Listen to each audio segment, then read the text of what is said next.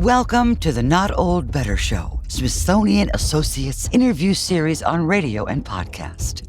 The show covering all things health, wellness, culture, and more. The show for all of us who aren't old, we're better. Each week, we'll interview superstars, experts, and ordinary people doing extraordinary things, all related to this wonderful experience of getting better, not older. Now, here's your host, the award-winning Paul Vogelzang.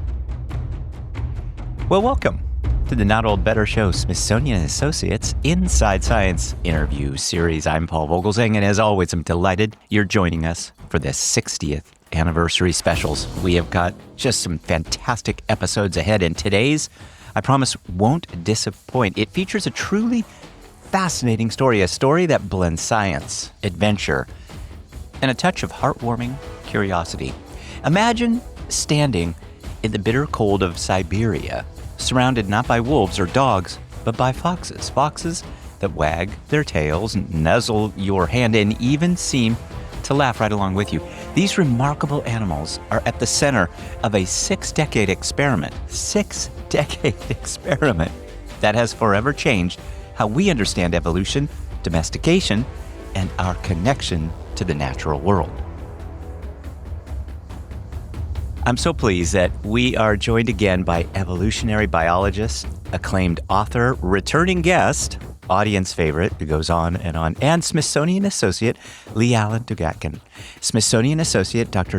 Alan Dugatkin's new book, How to Tame a Fox and Build a Dog, Visionary Scientists and a Siberian Tale of Jump-Started Evolution, tells the extraordinary tale of two scientists, Dmitri, Belyaev, and Ludmila, Trut, whose bold vision in Soviet Russia challenged the odds and revealed the secrets of tameness, companionship, and the roots of what makes animals, and perhaps humans, so wonderfully unique. So many in our audience love pets just like me, just like Alan Dugatkin, and Alan Dugatkin will be appearing at Smithsonian Associates coming up. Please check out our show notes for more details. But we have Smithsonian Associate Dr. Alan Dugatkin today. Lee is not just a scientist. He's a master storyteller. You will find that. He's also a Yankees fan. He's a traveler and a devoted student of curiosity at any age. Today, Dr. Dugatkin will share stories from his time in Siberia, lessons learned from the foxes, and the powerful reminder that it's never too late to pursue discovery or to change the world, one act of curiosity at a time. Let's get started. Here's my conversation with evolutionary biologist and author, Smithsonian Associate Alan Dugatkin, right here on the Not Old Better Show, Smithsonian Associates Inside Science interview series on radio and podcast. Join me now is Alan Dugatkin.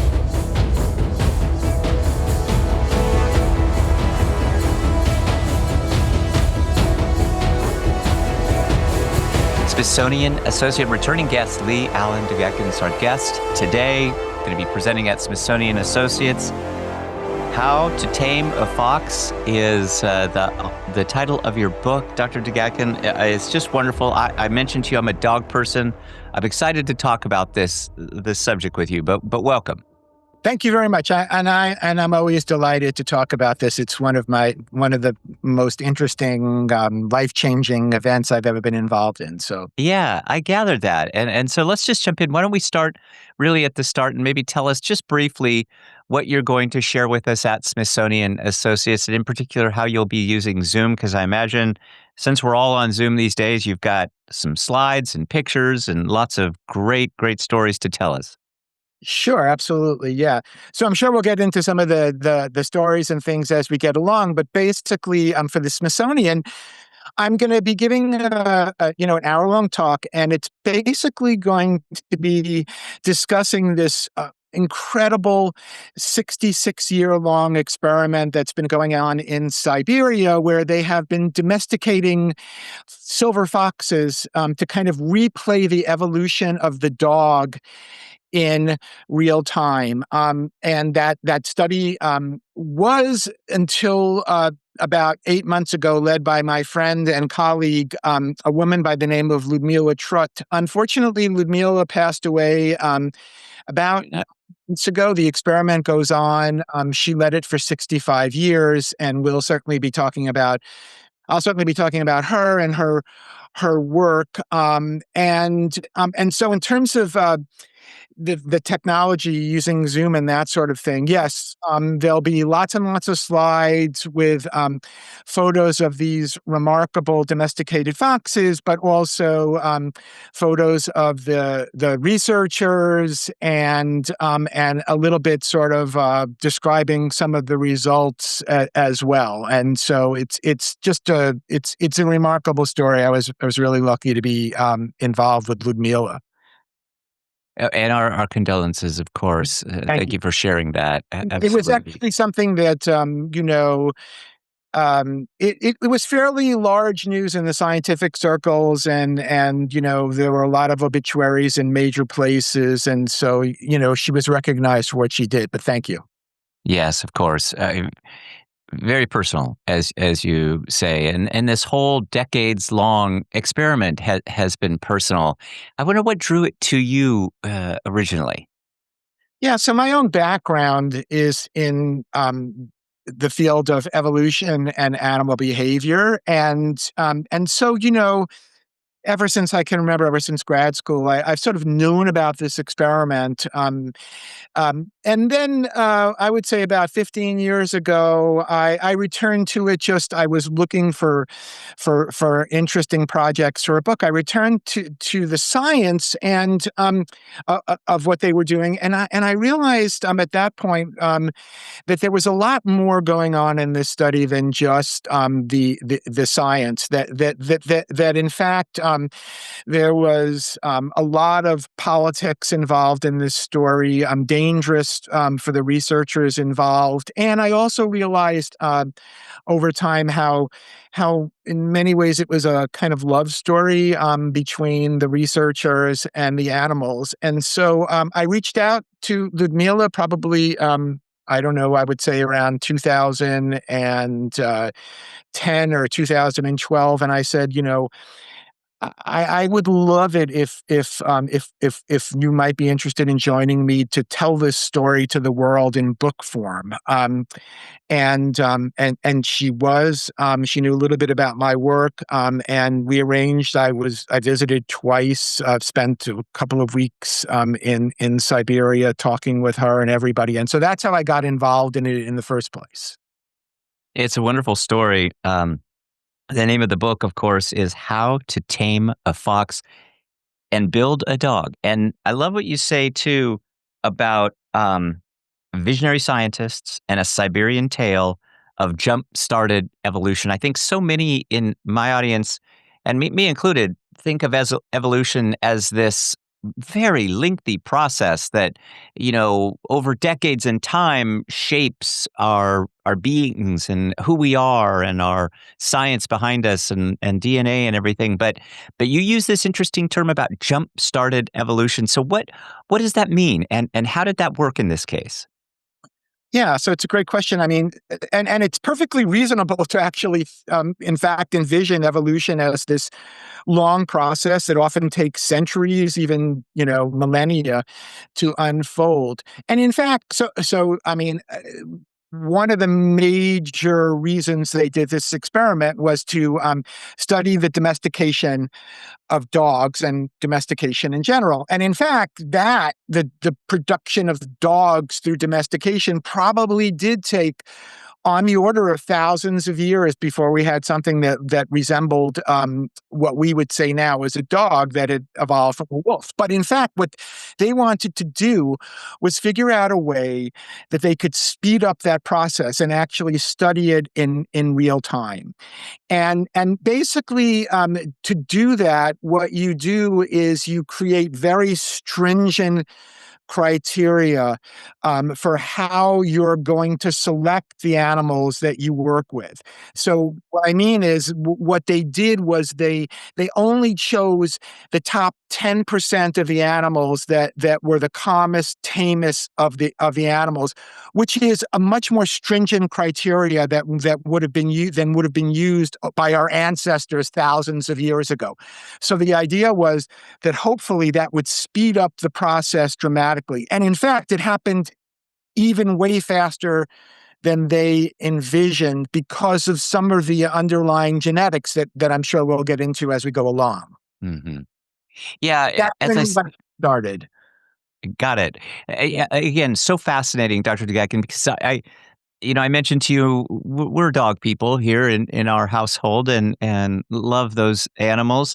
We had, prior to the dog that we had now, we had Havanese circus dogs, which are bred and bred and bred and bred and bred down to a very, particular style, particular cut of hair, particular kind of curl to their tail and their ears and so forth. And those aspects were included in some of the studies that you and Dr. Lutz put together, Dr. Trut put together.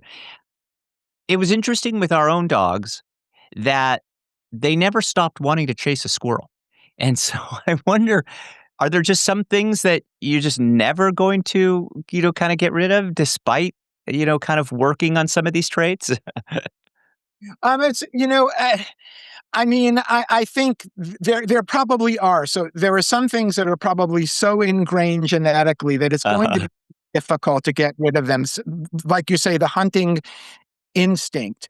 Yeah. I'm not completely certain that you couldn't do it if your sole focus was breeding a dog that did not hunt. But if you're breeding for other things, I think that things like hunting will be one of the traits that'll be the hardest to sort of disappear along the way. Of course, we've been talking with author, biologist, Smithsonian Associate Alan Dugatkin, an evolutionary biologist, and author of the wonderful book, How to Tame a Fox and Build a Dog. We've been exploring the book and its surprising, inspiring, and all of the wonderful story behind the Siberian fox experiment. If you're just joining us, Lee has been sharing how the vision and persistence of two scientists, Ludmila Trut and Dmitri Belyaev, set in motion one of the most remarkable experiments in animal behavior and genetics. As we continue in just a moment, we'll dig even deeper into the unexpected twists, scientific breakthroughs, and the personal stories that make this research so unforgettable. From the bitter cold of Siberia to the cozy homes where some of these foxes now live as companions, Alan Dugatkin's insights remind us that curiosity, courage, and a love of discovery can change our lives at any age. So settle in, refill that cup of coffee, tea, or beverage that suits you, and let's get back to my conversation with Smithsonian Associate Alan Dugatkin right after this message right here on the Not Old Better Show, Smithsonian Associates Inside Science interview series on radio and podcast. We're celebrating the 60th anniversary of Smithsonian Associates. Hi, this is Paul. Before we jump back into today's show, I want to take a moment to recognize a truly special milestone. Smithsonian Associates' 60th anniversary. Since 1965, Smithsonian Associates, the largest museum-based education program in the world, has been inspiring lifelong learners with unforgettable experiences, connecting audiences with the Smithsonian's museums, research, and experts in new and exciting ways. This year, the celebration is for you, with a full year of special programming both online and in person, from behind-the-scenes looks at Smithsonian collections to conversations with astronauts, historians, filmmakers, and curators. There's something for everyone. Smithsonian Associates has created something extraordinary. I'm proud to partner with Smithsonian Associates to share their incredible programs with the Not Old Better Show audience. Thanks for being part of this journey. Here's to 60 years of curiosity, learning, and discovery. Our guest, of course, is Smithsonian Associate Dr. Alan Dugatkin. Dr. Dugatkin has been a guest before on the program. We're welcoming him back. He, of course, has written this wonderful book along with Ludmila Trut, recently passed, the title of which is How to Tame a Fox. It was just a wonderful read. Thank you so much again for sharing it with me, Dr. Dugatkin. I'm not the only one who's enjoyed this book. I know our audience will, and we'll put links so that our audience can find out more about you and your upcoming Smithsonian Association presentation, as well as the book. But the the New York Times book review has said part science, part Russian fairy tale, and part spy thriller. That is an amazing combination.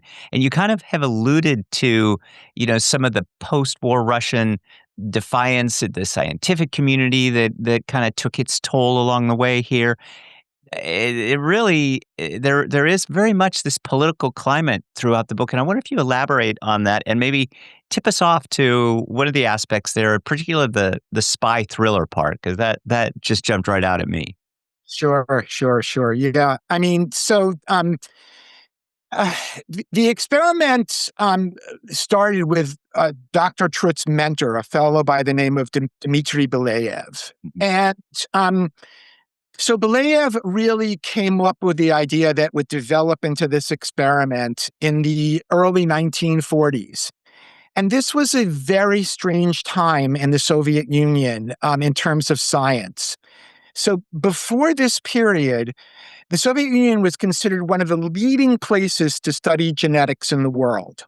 And then what happened was a fellow by the name of Trofim Lysenko rose to the upper echelons of the scientific community by essentially being a fraud and a charlatan who convinced Stalin that all of the genetics that was being done in the West was bourgeois science, and that the ideas that were all sort of revolving around Gregor Mendel, who had done fundamental work in genetics. Lysenko said this was all false. And he convinced Stalin of it by creating falsified data and rose up really to be Stalin's right-hand man on science. And what this did was eventually made modern Western genetics illegal to do in the Soviet Union in the 1940s. Wow. And when I say illegal, I mean that there were hundreds of Soviet geneticists who were thrown into prison for doing this. There were dozens of them that were actually killed by Lysenko's thugs for doing this. One of those dozens was Ludmila's mentor, Dmitri Belyaev's brother. So Belyaev knew how dangerous this experiment was because his experiment was classic genetics. He was going to choose the foxes that were calmest and most friendly towards humans. So when he went into this experiment, he understood how dangerous it was to do this kind of work. And he, in fact, told a 25-year-old Ludmila how dangerous it was. She knew because everybody in the Soviet Union who was a geneticist knew. But he wanted to make sure she understood the risks. She did, and they decided to go ahead and do this anyway, but be, very discreet about how they did it. And were the risks associated with just the status quo? Was there fear of just dispelling the scientific community? What really drove this fear and these risks that were taking people's lives over this science? Yeah. Well, so again, it was all tied to this charlatan by the name of Lysenko. And he wanted to rise up in the power structure. And what he did, in part, was argue that Western genetics did not allow for this communist ideal of the environment shaping who you become. His ideas that he lied about, in fact, did. They were a kind of genetics that everybody knew in the West was wrong, that had been disproven, but Lysenko convinced Stalin that they were real. And so it was not just sort of bourgeois genetics, but it was that it was against the communist ideal. And of course, Stalin grabbed on to this alternative that Lysenko said, even though it was clearly wrong. Stalin believed it was right because Lysenko convinced him, but it was all based on a fabric of lies. But that's what was driving the politics. And it was really, really serious. I mean, I talked about hundreds of people going to jail. Thousands of people lost their jobs, Russian geneticists, and basically turned what was a leading hub of the science of genetics into a backwater. For decades. It took until the 1970s before the Soviet Union rose back up to a place where real genetics was being done. Really just a fascinating story, Dr. Dugatkin. So I want to ask you a question a little bit about the animals themselves and what they taught us, because so many in our audience, our Smithsonian audience, have pets. I mentioned my own pet, and we're dog people here. What did the foxes teach all of the scientists about relationships with animals? Well, I guess the overarching, sort of most important finding of this 6-decade plus long experiment with respect to dogs is this: that what they did in the experiment every year was very, very simple in a sense. What they had were hundreds of foxes that they were working with, and they would test them, and they would see who was the most friendly and pro-social to humans. And that was the only criteria for who would breed in the next generation. The top 10%, those foxes were selected and they were mated, and the next generation of foxes came, which is 1 year. They can mate it 1 year, and so every year is another generation.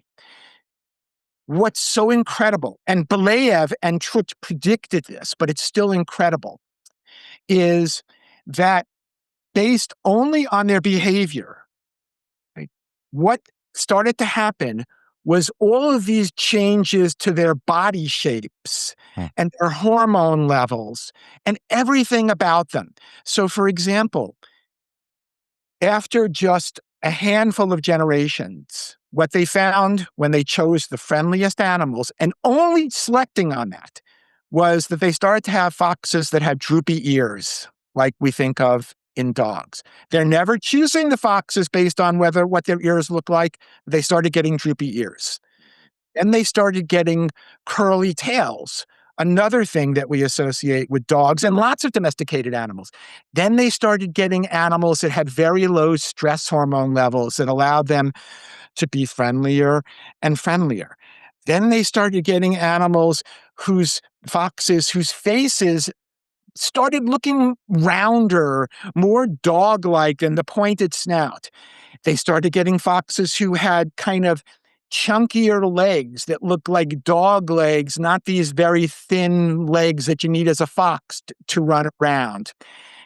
And then they started getting foxes that were capable of doing really incredible behavioral things. So, for example, these domesticated foxes, do something that almost no animal except dogs do, which is they will follow human pointing and human gazing. And all of this happened strictly by choosing the calmest, tamest animals. So it gives us a better picture of what might have happened during the domestication of dogs by our ancestors 10, 15,000 years ago, and then for the next 5,000 years. This process would have been very slow, but it would have arguably been the same as what we're seeing in the foxes. Nobody, I should say, had done anything like this, nor had anybody predicted that choosing only on behavior would produce all these changes, but they did. Smithsonian Associate Dr. Alan Dugatkin has been our guest today and has been a guest on the program previously. Dr. Dugatkin is an animal behaviorist, an evolutionary biologist, and a historian of science in the Department of Biology at the University of Louisville, an author of textbooks on animal behavior and evolution. I wonder, Dr. Dugatkin, how did writing How to Tame a Fox, which is really to a broader audience, written for a broader audience than just, say, for example, a textbook for students. How did that change your whole perspective on writing and science communication? Because I think so many in our audience are appreciating science in their later lives. I certainly am and I feel like I'm a lifelong learner. So, what is it about some of these science stories that you're now telling that you learned after writing this book?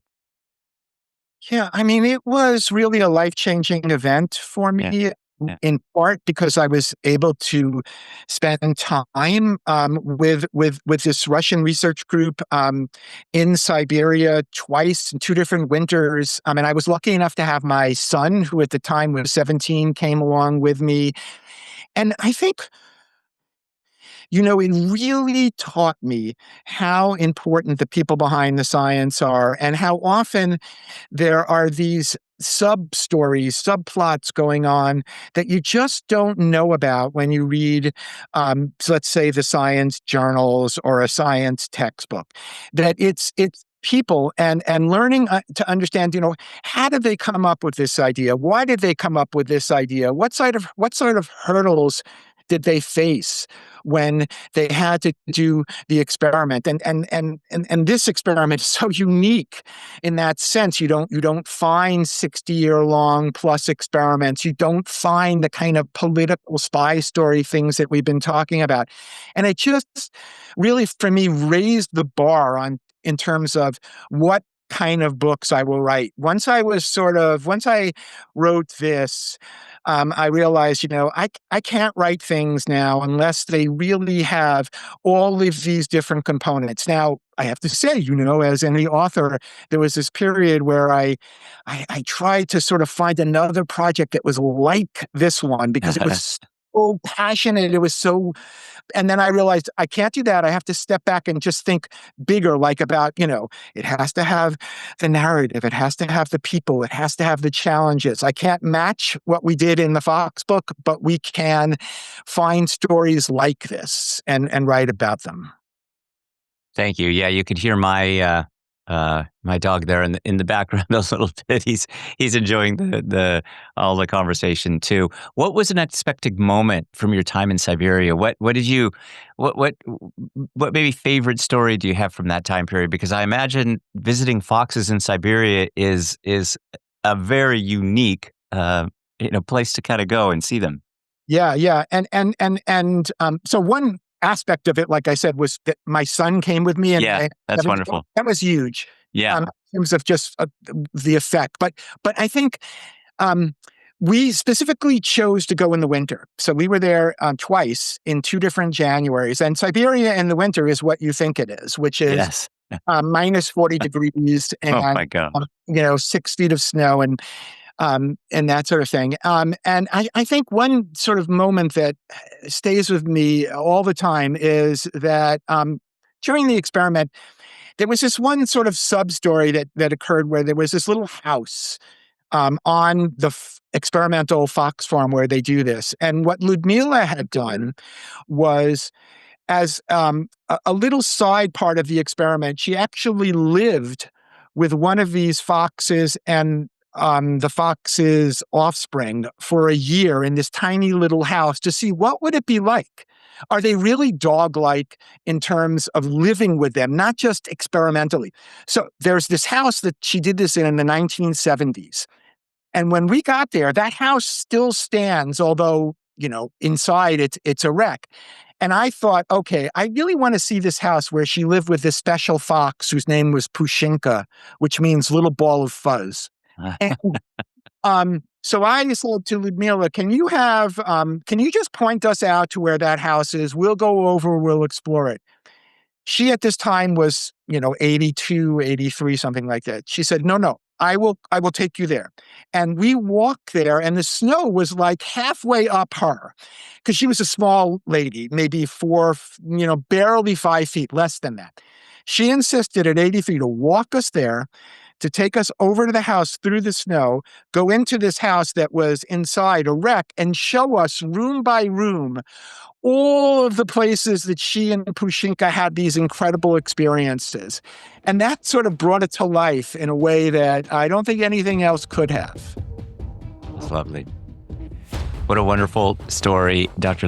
Alan Dugatkin, Smithsonian Associates, been our guest today, author of the wonderful book, The Well-Connected Animal, as well as How to Tame a Fox. Please check out our website for more details about Dr. Dugatkin, his upcoming presentation at Smithsonian Associates, and links to his wonderful book, How to Tame a Fox.